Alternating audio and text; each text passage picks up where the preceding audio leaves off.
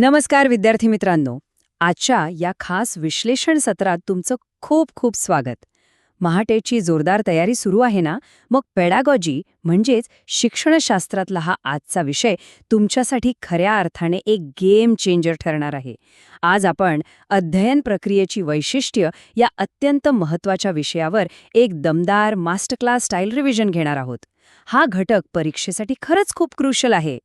ही जी सुंदर हस्ताक्षरातली Mahatet capsule notes आहे ना, हाच आपल्या आजच्या अभ्यासाचा मुख्य पाया आहे. या एकाच पानावर दिलेले हे 13 मुद्दे पेडागॉजीच्या तयारीसाठी अगदी रामबाण उपाय आहेत. याच नोट्सच्या आधारे आज आपण अतिशय सोप्या आणि स्ट्रक्चर्ड पद्धतीने हे सर्व संकल्पना समजून घेणार आहोत.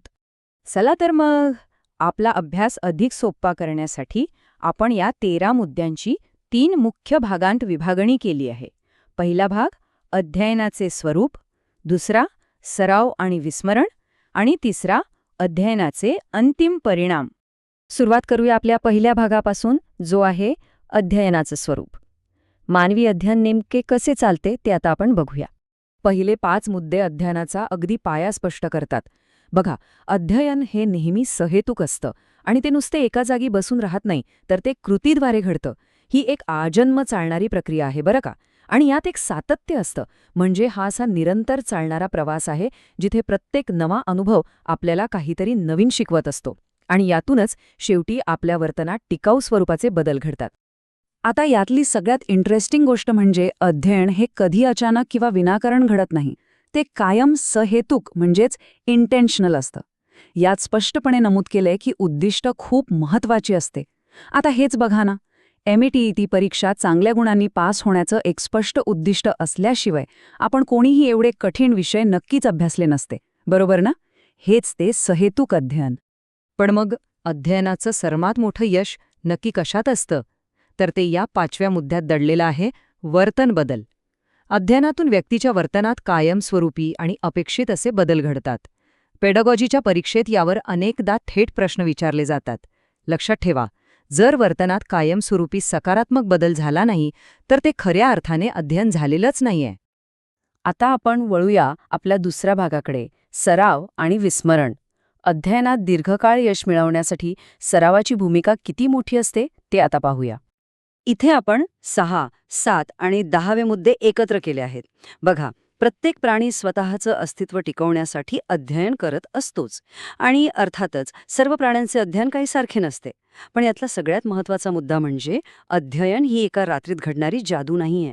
ती हळूहळू म्हणजे अगदी ग्रॅज्युअल टप्प्याटप्प्याने घडणारी प्रक्रिया आहे. कोणतीही स्पर्धा परीक्षा घ्या, त्याची तयारीसुद्धा अशीच रोजच्या अध्ययनातून पुढे जाणारी असते. आणि इथेच आपला सगळ्यात मोठा यशाचा मंत्र दडलेला आहे. मुद्दा क्रमांक 8 अतिशय स्पष्टपणे सांगतो की सरावाला खूप महत्त्व आहे, कारण सरावाने अध्ययन सुधारते. पण जर सराव थांबवला तर काय होईल? आपल्या मानवी मेंदूचा हा एक गमतीशीर स्वभाव आहे की त्याला सराव नसेल तर तो खूप लवकर विसरतो. म्हणूनच मुद्दा क्रमांक 9 आपल्याला इशारा देतो की दीर्घकाळ सराव नाही तर विस्मरण म्हणजेच फॉरगेटिंग होतं. वाचलेलं कायम लक्षात ठेवायचं असेल तर सातत्यपूर्ण सराव हवाच. म्हणूनच या महत्त्वाच्या टिप्सकडे आपण अजिबात दुर्लक्ष करून चालणार नाही. रिव्हिजन इज की, म्हणजेच उजळणी हीच यशाची खरी गुरुकिल्ली आहे.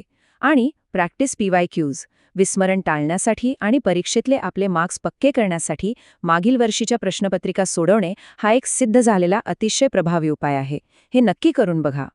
चला, आता येऊया शेवटच्या भागाकडे, अध्ययनाचे अंतिम परिणाम. यशस्वीरित्या पूर्ण झालेल्या अध्ययनाचे नक्की काय परिणाम होतात ते आपण पाहूया. ही साखळी बघा, अतिशय लॉजिकल आहे. पहिली पायरी, अध्ययनामुळे आकलन म्हणजे अंडरस्टँडिंग होतं, विषय चांगला समजतो. दुसरी पायरी, ज्ञानाचा दुसऱ्या अध्ययनात उपयोग, ज्याला आपण ट्रान्सफर ऑफ लर्निंग म्हणतो, जिथे एका ठिकाणी शिकलेल्या ज्ञानाचा वापर आपण नव्या परिस्थितीत किंवा नवीन प्रश्न सोडवताना करतो. आणि अंतिम पायरी म्हणजे धारणा किंवा रिटेन्शन, जिथे शिकलेली नवीन गोष्ट आपण कायमस्वरूपी आपल्या स्मृतीत साठवून ठेवतो. आता जाता जाता एक विचार करायला लावणारा प्रश्न, सेतुक अध्ययन, सातत्यपूर्ण सराव आणि ज्ञानाचे संक्रमण हे जे शिक्षणशास्त्राचे महत्त्वपूर्ण नियम आपण आता पाहिले, ते महाटेटच्या प्रत्यक्ष अभ्यासात आजपासून आपण कसे लागू करू शकतो? हे केवळ पेपरमधले वाचायचे मुद्दे नाहीयेत, तर ती आपली अभ्यासाची एक प्रभावी रणनीती असली पाहिजे. उद्दिष्ट पक्के असले आणि सातत्यपूर्ण सराव असला की यश निश्चित मिळतंच.